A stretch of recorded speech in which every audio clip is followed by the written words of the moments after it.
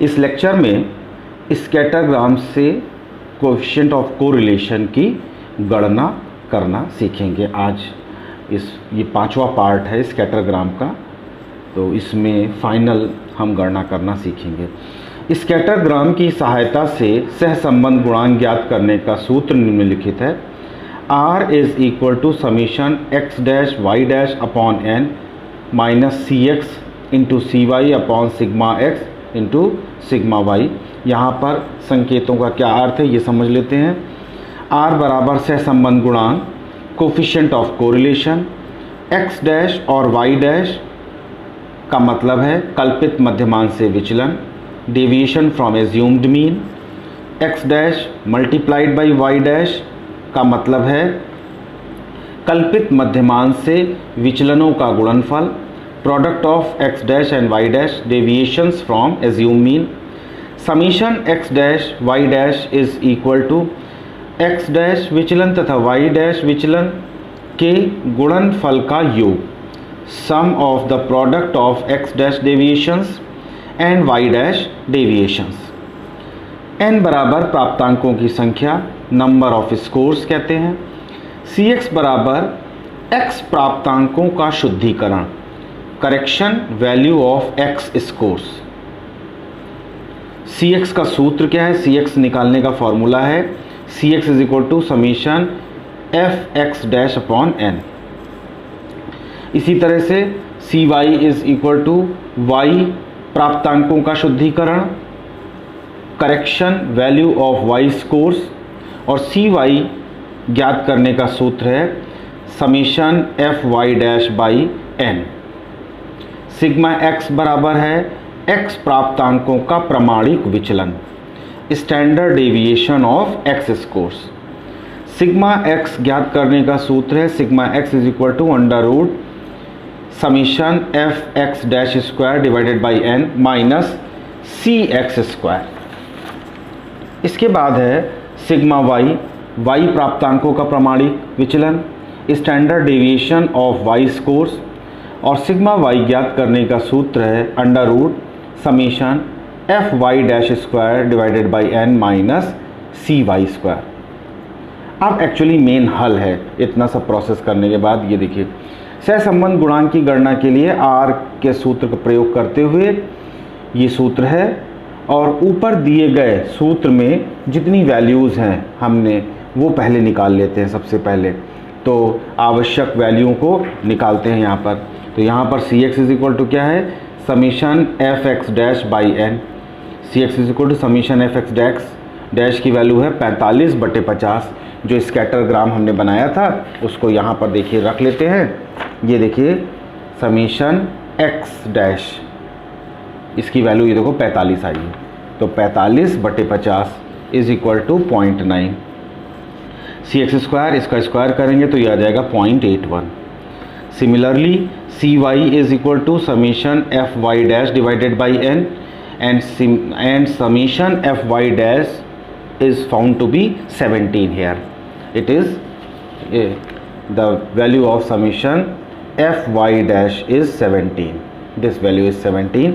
So 17 divided by 50 is equal to 0.34. 0.34 into 0.34 Cy square की value देखो यहाँ right hand side में calculate कर दिया है, तो ये वैल्यू आती है 0.1156. Now this value is more than 5 or equal to 5, so preceding value may be increased by 1, so we can write it as Cy square is equal to 0.12. इसके बाद Cx और Cy का मल्टीप्लाई कर देते हैं। Cx की value आई है 0.9 और Cy की वैल्यू आई है 0.34, दोनों को मल्टीप्लाई करते हैं तो आती है 0.306। यहाँ पर फिर देखिए ये तीसरे प्लेस की वैल्यू जो है ये 5 या 5 से ज़्यादा है, तो उसके पहले वाली वैल्यू को 1 बढ़ा देते हैं, तो 0.30 की जगह 0.31 लिख सकते हैं। अगला स्टेप क्या है? Sigma X is equal to summation under root के अंदर summation F X dash square divided by n minus C X square. अब यहाँ पर स्कैटरग्राम जो हमने बनाया था उसमें देख लीजिए summation F X dash square की वैल्यू है 179, ये देखो 79, और n की वैल्यू ये 50 है। तो ये 179 अपॉन 50 और CX² अभी निकाला है 0.81। 179/50 देखो यहाँ पे कैलकुलेट किया है तो ये आता है 3.58। 3.58 माइनस 0.81, इसको सब्ट्रैक्ट किया, देखो यहाँ सब्ट्रैक्ट करके दिखा दिया तो 2.77 आ गया। अब 2.77 का अंडर रूट भी निकाल के मैंने यहाँ देखो राइट हैंड साइड पे दिखा दिया है, इसको बताएंगे नहीं, बहुत बार बता चुके हैं, और ये वैल्यू आती है 1.664, तो इसको हम लिख सकते हैं 1.66। तो सिग्मा एक्स इस तरह से 1.66 आ गया। इसको इक्वेशन नंबर से लिखते जा रहे हैं जिसमें ध्यान रहेगी कौन सी वैल्यू मैंने कहाँ कैलकुलेट की है। उसके बाद आता है सिग्मा वाई। सिग्मा वाई का फॉर्मूला है under root summation FY' divided by n minus CY²। Under root summation FY', ये देख लीजिए यहाँ पर निकाला है FY' की वैल्यू आती है 119, तो 119/50 और CY² की वैल्यू है 0.12 अभी निकाल चुके हैं।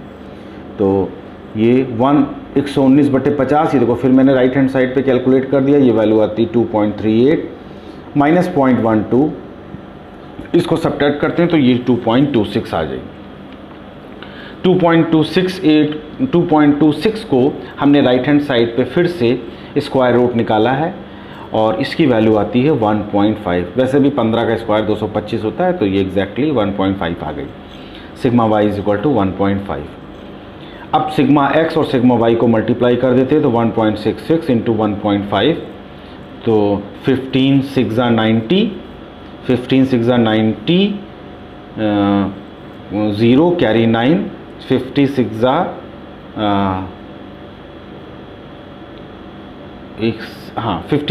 15 6 ऐसे कर लेते, ठीक, 15 6 90, 0 कैरी 9, 50 6 90 और 9 कितना हो गया 99, 9 कैरी जो रिमाइंडर हुआ वो हमारा हुआ 9 का, 16 1 जा 16 और 9 24, 1 2 3 4 प्लेस के बाद डेसिमल लगा दिया तो ये 2.49 आ गया।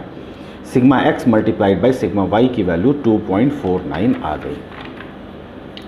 अब ये सारी वैल्यू को अब हम मेन फॉर्मूले में रखते हैं, सभी प्राप्त मूल्यों को आर वाले सूत्र में। तो आर वाला सूत्र देखो ये है और इसमें हम R is equal to summation x' upon n minus CX upon sigma X into sigma Y. Summation x' ये देखो 111 आया है, 111/50 माइनस CX की वैल्यू है 0.31 divided by 2.49।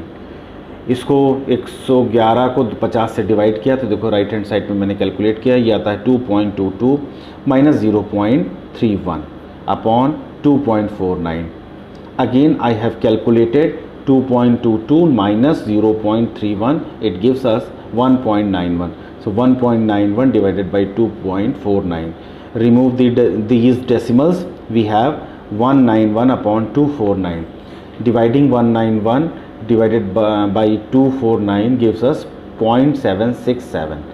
0.767 might be written as 0.77. Again, this value is having more than 5, so preceding value is increased by 1, so 0.77. This is a highly positive correlation. ये एक उच्च धनात्मक सहसंबंध है। अब उत्तर की व्याख्या देखो हम कैसे लिखेंगे, बहुत बार लिख चुके हैं और आखिरी बार इसमें भी देख लीजिए। गणित तथा हिंदी विषय की परीक्षाओं में छात्रों द्वारा अर्जित प्राप्तांकों के बीच प्लस 0.77 का सहसंबंध गुणांक है। यह सहसंबंध उच्च धनात्मक श्रेणी का सहसंबंध है।